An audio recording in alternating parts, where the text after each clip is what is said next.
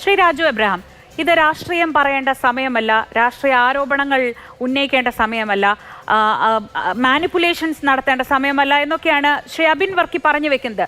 അങ്ങ് ഉന്നയിച്ച പ്രധാനപ്പെട്ട രണ്ട് ആരോപണങ്ങൾ: ഒന്ന്, വേണ്ട മുന്നറിയിപ്പ് നൽകിയില്ല; രണ്ട്, ഈ പ്രളയത്തിന്റെ കാര്യത്തിൽ സർക്കാരിന്റെ ഭാഗത്തു നിന്ന് വലിയ വീഴ്ചകൾ ഉണ്ടായി എന്ന രണ്ട് ആരോപണങ്ങൾക്ക് ഇന്ന് ശ്രീ പഴകുളം മധുവിന് നേരിട്ട് ഈ ചർച്ചയിൽ പങ്കെടുക്കാൻ പറ്റാത്തതുകൊണ്ട് തുടക്കത്തിൽ അദ്ദേഹം മറുപടി നൽകിയിരുന്നു. അതിൽ അദ്ദേഹം പറയുന്നത് 2018 അങ്ങ് മുന്നറിയിപ്പ് കിട്ടിയില്ല എന്ന് പറഞ്ഞ ആ അനുഭവത്തിൽ നിന്നൊക്കെ ആയിരിക്കും. വേണ്ട മുന്നറിയിപ്പുകൾ ഉണ്ടായിരുന്നു, തയ്യാറെടുപ്പുകൾ ഉണ്ടായിരുന്നു. പിന്നെ ഇത്രയും കാലം ഭരിച്ചത് അവരായിരുന്നില്ല, വേണ്ട തയ്യാറെടുപ്പ് എടുക്കണമായിരുന്നെങ്കിൽ അത് ഉണ്ടായിട്ടില്ല. ഈ രണ്ട് മറുപടിയാണ് അദ്ദേഹം പറഞ്ഞത്. ഇനി ശ്രീ അബിൻ വർക്കി പറഞ്ഞതിനടക്കമുള്ള അങ്ങയുടെ മറുപടി കേൾക്കാം. ശ്രീജ, ഞാനിതിനകത്ത് ഒരു രാഷ്ട്രീയ ചർച്ച നടത്താൻ ആഗ്രഹിക്കുന്നില്ല. ഈ മനുഷ്യനിർമ്മിതം എന്ന വാക്കുപോലും ഉപയോഗിച്ചത് 2018 പ്രളയം ഉണ്ടായതിൻ്റെ തൊട്ടടുത്ത ദിവസം ഇന്നത്തെ മുഖ്യമന്ത്രി ബഹുമാനപ്പെട്ട ശ്രീ വി.ഡി. സതീശനാണ്. എന്ന് മാത്രമല്ല, സർക്കാർ നടത്തിയ ദുരിതാശ്വാസ പ്രവർത്തനങ്ങളോട് അവർ മാറി നിൽക്കുന്നൊരു സമീപനമാണ് അന്ന് സ്വീകരിച്ചത്. എന്നു മാത്രമല്ല, കേരളത്തിൻ്റെ വിഹിതം കേന്ദ്ര സർക്കാർ കാര്യമായി നൽകാതിരുന്നപ്പോൾ സംസ്ഥാനത്തെ മന്ത്രിമാർ അവർ മലയാളികളുള്ള സ്ഥലങ്ങളിലേക്ക് അവിടെ ദുരിതാശ്വാസ പ്രവർത്തനത്തിന് വേണ്ടി ഫണ്ട് ശേഖരിക്കാൻ മുന്നോട്ട് വന്നപ്പോൾ കേന്ദ്ര സർക്കാരിന് അന്ന് കത്തെഴുതി. അതുകൊണ്ട് നമ്മുടെ മന്ത്രിമാർക്ക് വിസ കിട്ടിയില്ല, പോകാനും കഴിഞ്ഞില്ല. പിന്നെ വിദേശത്തും ഒക്കെയുള്ള ആളുകൾ ഇങ്ങോട്ട് അയച്ചു തന്ന കുറച്ച് പണമാണ് നമ്മൾ റീബിൽഡ് കേരളയ്ക്ക് അന്ന് ഉപയോഗിച്ചത്. ഞാനിതൊരു ഫ്ലാഷ് ബാക്കായിട്ട് ഞാൻ സൂചിപ്പിച്ചതേ ഉള്ളൂ. ഞങ്ങൾ ഇന്നലെ ഒരു ആരോപണവും ഞങ്ങൾ ഉന്നയിച്ചില്ല. ഇന്നലെ ഞാൻ പത്തനംതിട്ട ജില്ലയിലെ വിവിധ അസംബ്ലി മണ്ഡലങ്ങളിൽ വെള്ളപ്പൊക്കം ഉണ്ടായ മല്ലപ്പള്ളിയുണ്ട്, കോന്നി പ്രദേശങ്ങളിൽ പല ഭാഗത്തും ഉണ്ട്, സീതത്തോട്, ചിറ്റാറ്, റാന്നി, പിന്നെ ആറന്മുള, എഴിക്കാട്, ഇരുവപേരൂർ, അങ്ങനെയുള്ള പ്രദേശങ്ങളിൽ അവിടുത്തെ രക്ഷാപ്രവർത്തനം, അവിടുത്തെ ദുരന്ത ആശ്വാസ പ്രവർത്തനങ്ങൾ, അതിനുവേണ്ടി ഞങ്ങളുടെ പ്രവർത്തകരെ പരമാവധി രംഗത്തിറക്കുക എന്നതായിരുന്നു ഞാൻ കേന്ദ്രീകരിച്ച പ്രധാനപ്പെട്ട ദൗത്യം. എന്നു മാത്രമല്ല, അവിടെ ഭരിക്കുന്നത് ആരാണ് എന്ന് നോക്കിയല്ല. മുൻ മുഖ്യമന്ത്രി ശ്രീ പിണറായി വിജയൻ്റെ ആഹ്വാനം ഉണ്ടായിരുന്നു. അതുപോലെ തന്നെ CPM സംസ്ഥാന സെക്രട്ടറി ശ്രീ ഗോവിന്ദൻ മാഷുടെ ആഹ്വാനം ഉണ്ടായിരുന്നു. എല്ലാം നമുക്ക് ജനങ്ങൾക്ക് വേണ്ടി ഇറങ്ങണം എന്നതായിരുന്നു. അതിൻ്റെ അടിസ്ഥാനത്തിൽ നമ്മൾ ഇതുമായി ബന്ധപ്പെട്ട എല്ലാ പ്രവർത്തനങ്ങൾക്കും ആളുകളെ രംഗത്തിറക്കുന്ന ഏകോപനമാണ് നമ്മൾ ഇന്നലെ നടത്തിയത്.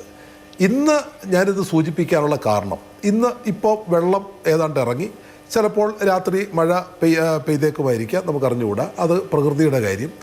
പക്ഷേ നമുക്ക് ഇങ്ങനെയുള്ള ഒരു തീവ്രമഴ, അങ്ങനൊരു തീവ്രമഴ ഉണ്ടാകുമ്പോൾ സ്വാഭാവികമായിട്ടും നമുക്ക് ഒരു റെഡ് അലേർട്ട് കിട്ടേണ്ടതാണ്. ആ റെഡ് അലേർട്ട് കിട്ടിയില്ല എന്ന് പറഞ്ഞതിനകത്ത് എന്താ രാഷ്ട്രീയം? ആ റെഡ് അലേർട്ട് തരേണ്ടത് IMD ആണ്, ഡിസാസ്റ്റർ DM മാനേജ്മെൻറ്റാണ്. അതുവഴി ഈ തുടർന്നുള്ള പ്രവർത്തനങ്ങൾ ഏകോപിപ്പിക്കേണ്ടത് സർക്കാരാണ്. ആ പ്രവർത്തനം നടന്നോ? എന്തുകൊണ്ട് നടന്നില്ല? വെള്ളം പൊങ്ങി, ഞങ്ങളുടെ നാട് പൊങ്ങിക്കഴിഞ്ഞപ്പോഴാണ് റെഡ് അലേർട്ട് ഉണ്ടായത്. അപ്പോൾ റെഡ് അലേർട്ട് അതിന് തീരുമാനമെടുക്കേണ്ടത് സർക്കാരല്ലെങ്കിൽ പോലും ആ റെഡ് അലേർട്ടിന് ഇടയാവുന്ന ഒരു സാഹചര്യം, ആ സാഹചര്യം ഉണ്ടോ ഇല്ലയോ എന്ന് പരിശോധിക്കേണ്ടത് മുഖ്യമന്ത്രി അധ്യക്ഷനായിട്ടുള്ള ഡിസാസ്റ്റർ മാനേജ്മെൻറ്റ് കമ്മിറ്റിയാണ്. ഓഗസ്റ്റ് മാസം, ജൂലൈ മാസം, സെപ്റ്റംബർ മാസം ഒക്കെ കേരളത്തിൽ വലിയ പ്രളയങ്ങൾ ഉണ്ടായിട്ടുണ്ട്, ചെറിയ പ്രളയങ്ങൾ ഉണ്ടായിട്ടുണ്ട്. 2018 പോലെ, അതിന് മുമ്പ് 2003 ഇതിന് സമാനമായ പ്രളയം പത്തനംതിട്ട ജില്ലയിൽ ഉണ്ടായതാണ്. അപ്പോൾ സ്വാഭാവികമായിട്ടും ഒരു മുൻകരുതൽ നമുക്ക് വേണ്ടേ? അതാണ് പ്രധാനപ്പെട്ട പ്രശ്നം. അപ്പോൾ ക്യാമ്പുകൾ ഉണ്ടാവും. അങ്ങനെ ക്യാമ്പുകൾ ഇതിനു മുമ്പ് കേരളത്തിൽ ഉണ്ടായിട്ടുണ്ട്. ആ ക്യാമ്പുകൾ ഉണ്ടാകുമ്പോൾ തന്നെ അവിടെ സംവിധാനങ്ങൾ ഉണ്ടാവണം. അങ്ങനെ സംവിധാനം ഉണ്ടായില്ല, അതൊരു പ്രധാനപ്പെട്ട പ്രശ്നമാണ്. ഇന്ന് ഞാൻ മുമ്പൊരു ചർച്ചയിൽ പങ്കെടുക്കുമ്പോൾ റവന്യൂ വകുപ്പ് മന്ത്രി ഉണ്ടായിരുന്നു, ശ്രീ അനിൽകുമാർ. അദ്ദേഹമാണ് ആ ചർച്ചയ്ക്ക് പറഞ്ഞത്, ആറന്മുള MLA എന്നോട് വിളിച്ചു പറഞ്ഞു, അവിടെ ഒരു ക്യാമ്പിൽ ഭക്ഷണം കിട്ടിയിട്ടില്ല. ഞങ്ങൾ പറഞ്ഞതല്ല, CPM പ്രവർത്തകർ പറഞ്ഞതേ അല്ല.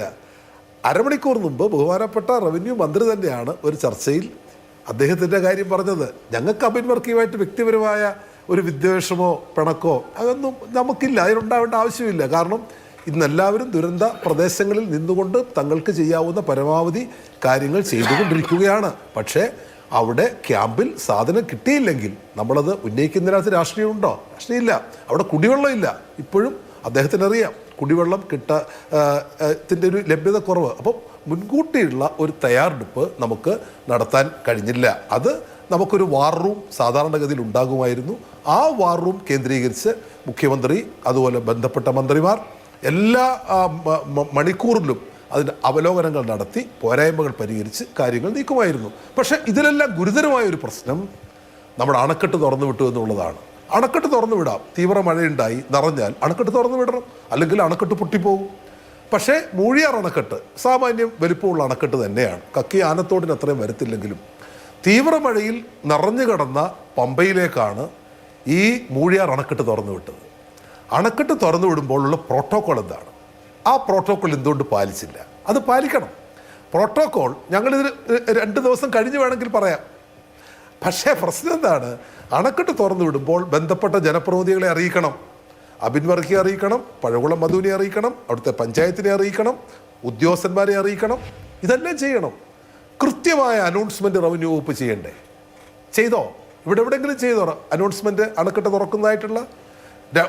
രാത്രി 1 മണിക്ക് ശേഷം വെള്ളിയാഴ്ച അണക്കെട്ട് തുറക്കുമ്പോൾ അവിടെ ഉണ്ടാവേണ്ട അനൗൺസ്മെൻ്റ് ഉണ്ടായിട്ടില്ല. അങ്ങനെ ഉണ്ടായിരുന്നെങ്കിൽ ഈ വീടുകൾ, ആയിരക്കണക്കിന് വീടുകളിൽ വെള്ളം കയറി ആ വീട്ടുകാർ അവരുടെ സാധനങ്ങൾ എടുത്തു മാറ്റുമായിരുന്നു.